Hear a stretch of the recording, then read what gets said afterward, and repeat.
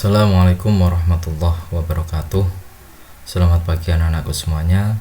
Semoga kalian semua dalam keadaan sehat walafiat tanpa ada halangan suatu apapun ya, dan bisa mengikuti pembelajaran fikih kelas 8 semester genap ini tanpa ada halangan suatu apapun.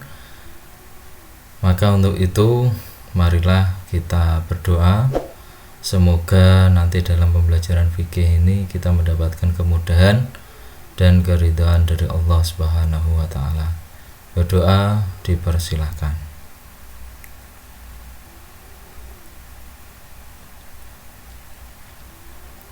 Selesai. Sebelum kita memulai pembelajaran fikih kelas 8 ini, anak-anak semuanya bisa mengambil buku LKS-nya. Kemudian buka halaman 21, yaitu bab 2 tentang haji dan umroh. Tapi untuk kesempatan kali ini nanti kita akan membahas tentang haji. Nah, oke, sudah semuanya sudah dibuka. Oke, kita lanjut. Yang pertama yaitu haji. Pengertian haji dan hukumnya. Ada yang tahu haji itu apa aja? Ya, secara etimologi haji adalah menyengaja. Kemudian secara terminologi haji adalah suatu amal ibadah yang dilakukan dengan sengaja mengunjungi Baitullah di Mekah dengan maksud beribadah secara ikhlas mengharap keridhaan Allah Subhanahu wa taala. Itu adalah pengertian haji. Haji merupakan salah satu rukun Islam. Rasulullah bersabda, "Buniyal Islamu ala khamsin, syahadatin an la ilaha illallah wa anna Muhammadar Rasulullah wa iqamatis shalah wa ita'iz zakah wa hajjil baiti wa shaumi Ramadan." Rawahul Bukhari Muslim. Yang artinya Islam ditegakkan atas 5 perkara: bersaksi bahwa tidak ada Tuhan selain Allah, Muhammad utusan Allah, menegakkan sholat, membayar zakat, mengerjakan haji ke Baitullah, berpuasa pada bulan Ramadan. Hadis riwayat Bukhari dan Muslim. Selain itu, hukum haji yaitu adalah fardhu ain atas mukmin yang telah memenuhi syarat-syarat yang telah ditentukan. Nah, jadi hukumnya haji adalah fardhu ain. Seperti firman Allah yaitu dalam Quran surat Ali Imran ayat 97. A'udzubillahi minasyaitonirrajim. Bismillahirrahmanirrahim. Walillahi 'alan nasi hajjul baiti man istata'a ilaihi sabila wa man kafara fa innallaha ghaniyyun 'anil 'alamin. Yang artinya menunaikan ibadah haji adalah kewajiban manusia terhadap Allah, yaitu bagi orang yang sanggup mengadakan perjalanan ke Baitullah. Nah, itu adalah haji. Kemudian yang kedua adalah syarat wajib dan syarat sah haji. Yang dimaksud dengan syarat wajib haji adalah hal-hal yang apabila telah terpenuhi menyebabkan orang yang bersangkutan wajib menunaikan haji. Syarat sah haji adalah hal-hal yang harus dipenuhi oleh orang yang menunaikan ibadah haji. Apabila tidak terpenuhi salah satu syarat sah haji, maka menjadikan hajinya tidak sah ya. Kemudian syarat wajib haji. Syarat wajib haji yang pertama adalah Islam. Sudah pasti ibadah haji hanya wajib dikerjakan oleh orang-orang yang beragama Islam. Yang kedua adalah baligh.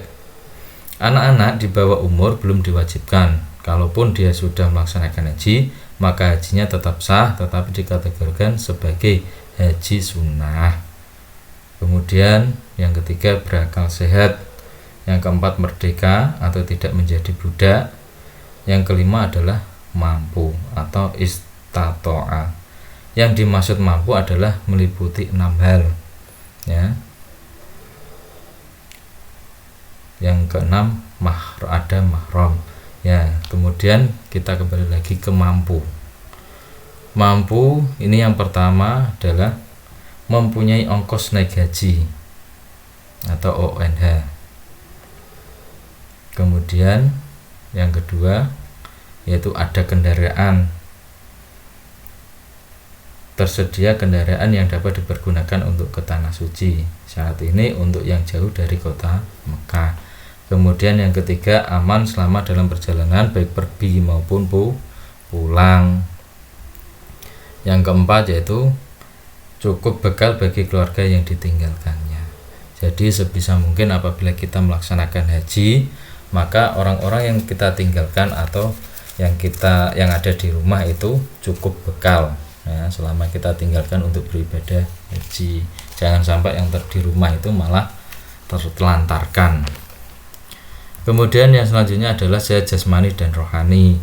Ibadah haji adalah ibadah fisik yang membutuhkan tenaga dan kekuatan. Apabila badan tidak sehat, maka dikhawatirkan tidak dapat melaksanakan ibadah haji dengan sempurna. Itu sudah pasti ya.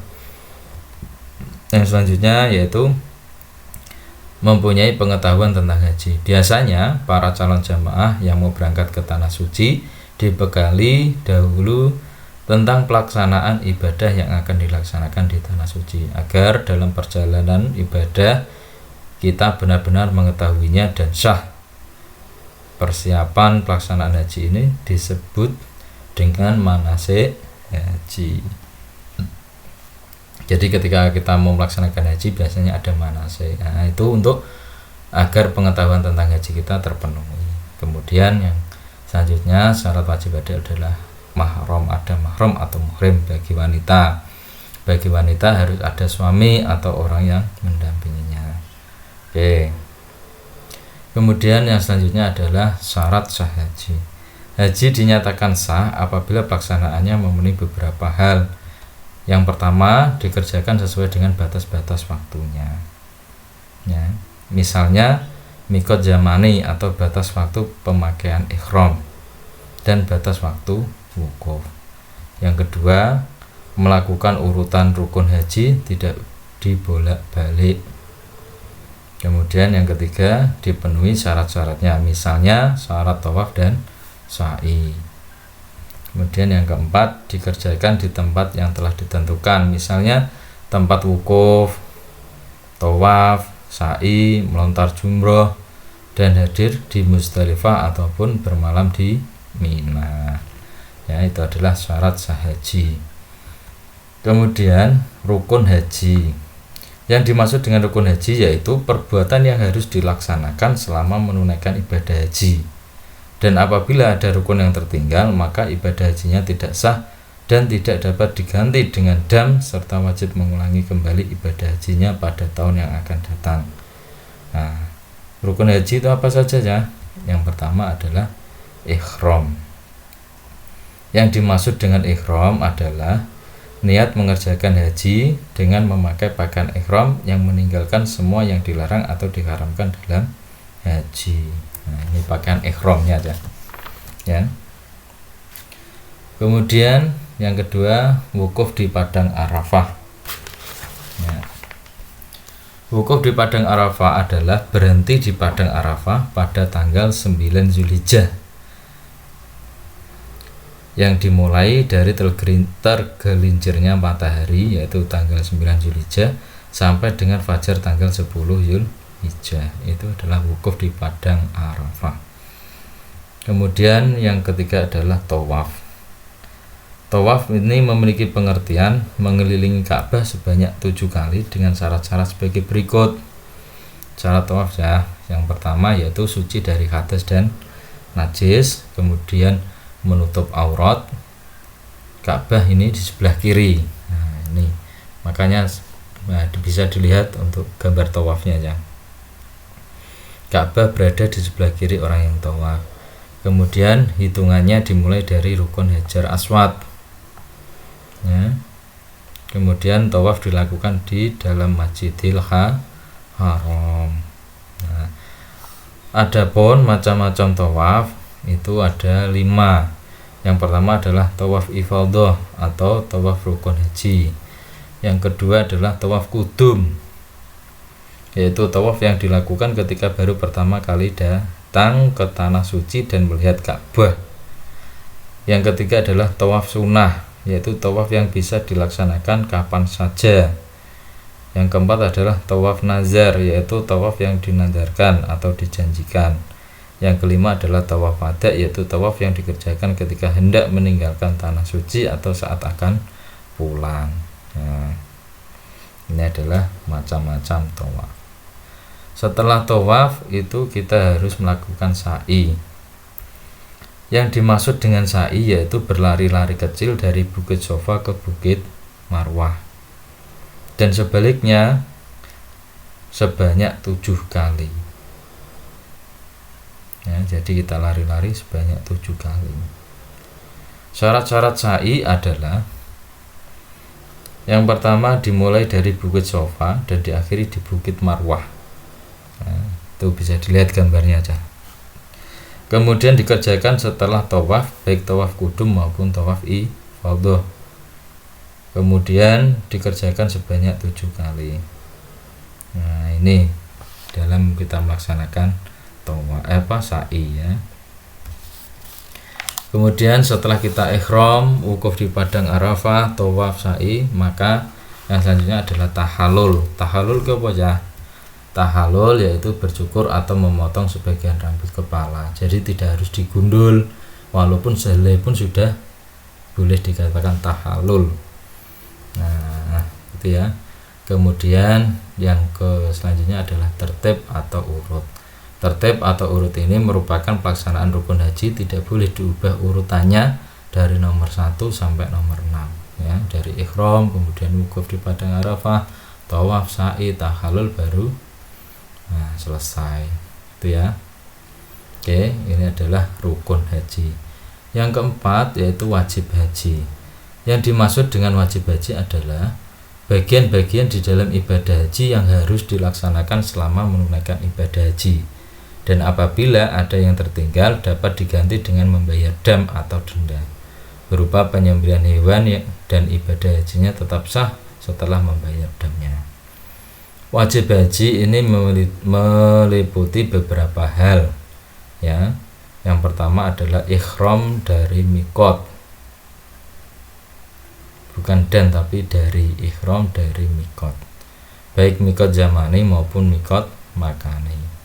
Mikot zamani itu adalah batas waktu pemakaian ihram, yakni sejak tanggal 1 Syawal sampai tanggal 10 Zulhijjah. Sedangkan mikot makani ialah batas tempat menggunakan baju ihram. Kemudian sebelum kita ke bermalam di Musdalifah, mikot makani yang dimaksud ialah satu, itu di Mekah ya. Kemudian yang kedua adalah Zulhulaifah atau Bir Ali. Saya ulangi lagi, mikot makani yang dimaksud ialah satu, Mekah bagi penduduk asli Mekah. Jadi ketika mereka keluar dari rumah harus sudah berpakaian ihram. Yang kedua yaitu Zulhulaifah atau Bir Ali bagi jamaah haji yang datang dari Madinah dan negeri-negeri yang sejajar dengan Madinah. Yang ketiga adalah Juhfah, mikot yang datang dari Syam, Mesir, Maghribi dan negeri-negeri yang sejajar. Dan yang keempat Zalamlam, mikot orang yang datang dari Yaman, India dan negara-negara yang searah termasuk Indonesia. Kemudian yang kelima Kurmunazil, mikot untuk orang yang datang dari Najd. Dan yang keenam Zatu Irkin, mikot orang yang datang dari Irak dan negeri yang sejajar. Yang ketujuh adapun bagi penduduk yang berada di negeri-negeri yang di antara Mekah dan Madinah dan mikot-mikot tersebut, maka mikot mereka adalah di negeri masing-masing.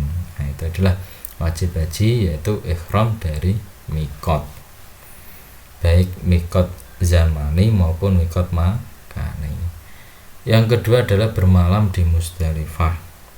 Setelah kembali dari Arafah pada malam hari tanggal 10 Zulhijjah, kemudian kita bermalam di Musdalifah. Kemudian yang selanjutnya melempar jumroh, yaitu jumroh ula, wusta dan akobah dengan menggunakan batu kerikil sebanyak 7 butir. Nah, melempar jumrohnya. Kemudian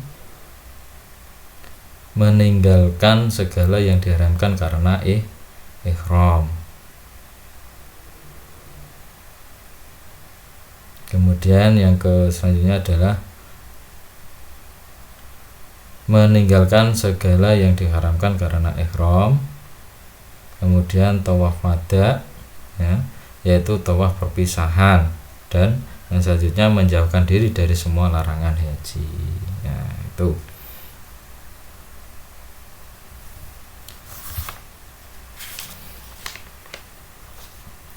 Kemudian setelah wajib haji, ya, kita langsung ke sunnah haji. Ya, ini sunnah haji.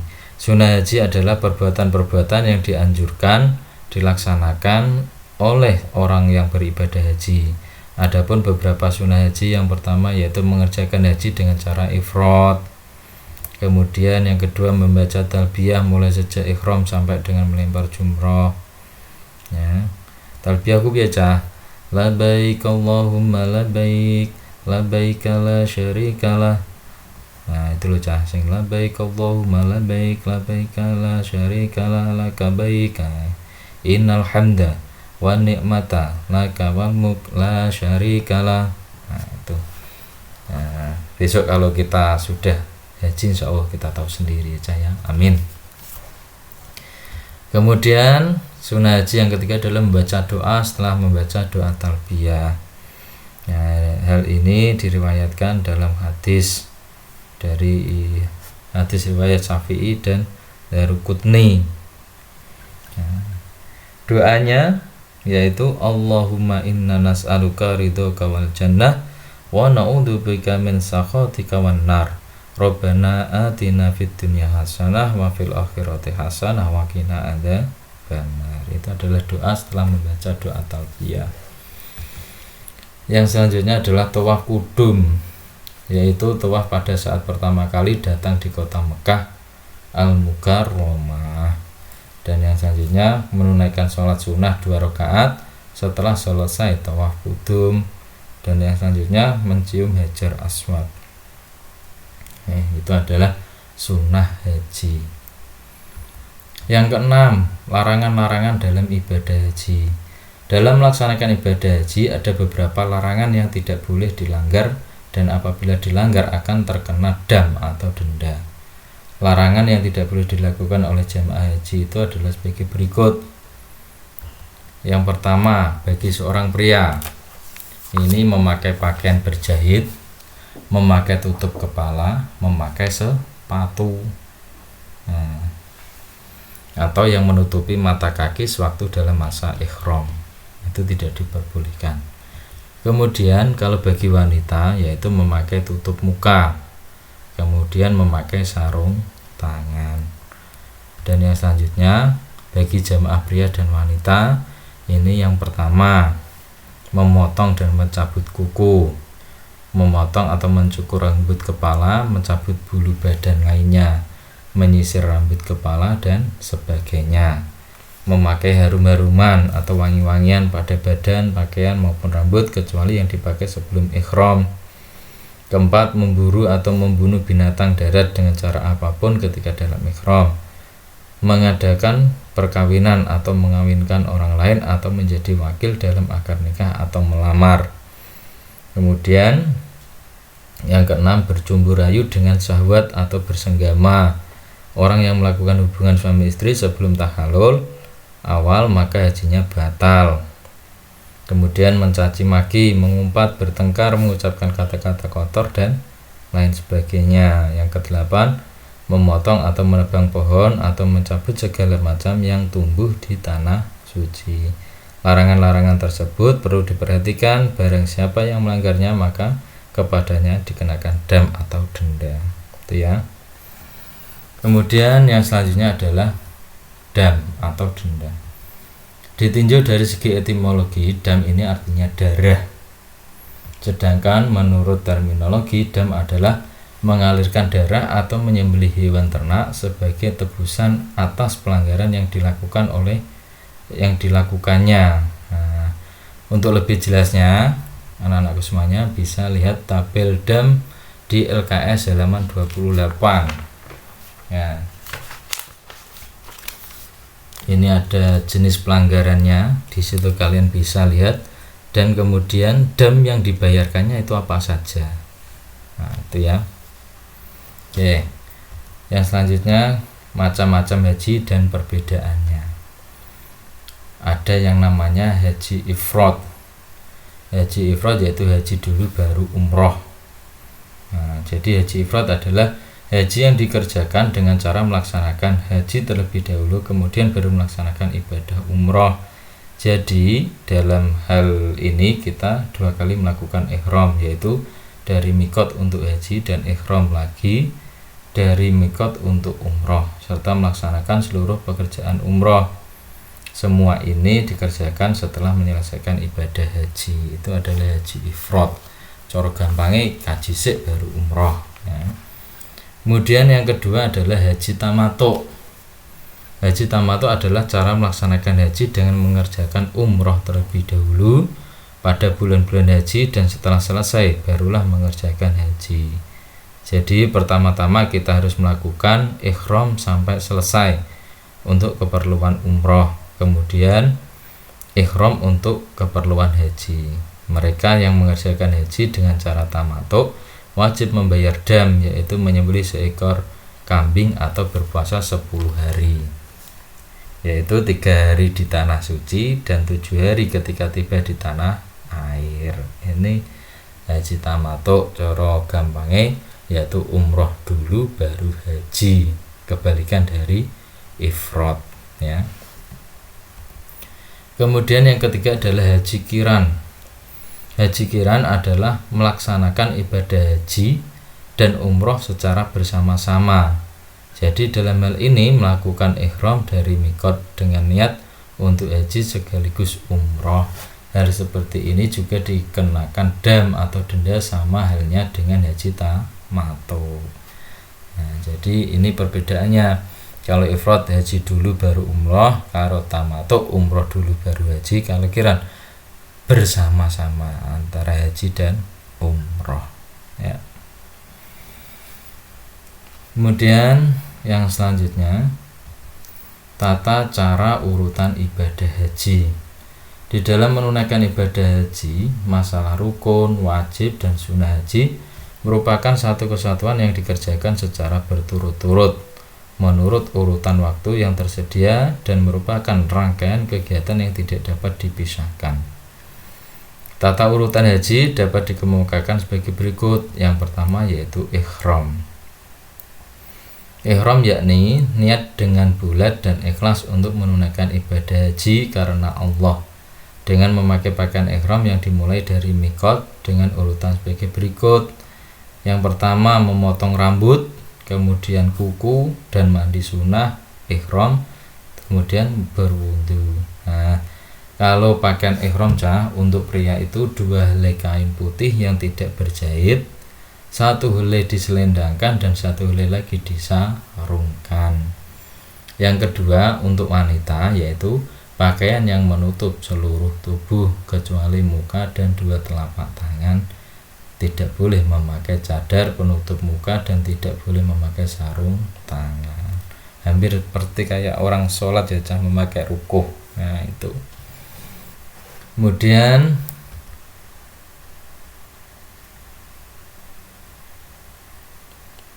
setelah itu tadi memakai ihram, kemudian yang ketiga mengerjakan sholat sunnah ihram 2 rakaat dan benar melaksanakan ihram haji. Itu adalah urutan haji. Yang pertama ihram, dan yang kedua adalah wukuf di Arafah. Wukuf ialah berkumpul di padang Arafah. Setelah jamaah sampai di padang Arafah, mereka menunggu waktu wukuf yaitu tanggal 9 Zulhijjah setelah tergelincir matahari.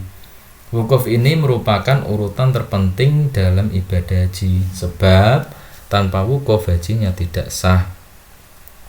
Wukuf dapat dilakukan di mana saja asal masih berada dalam batas wilayah Arafah.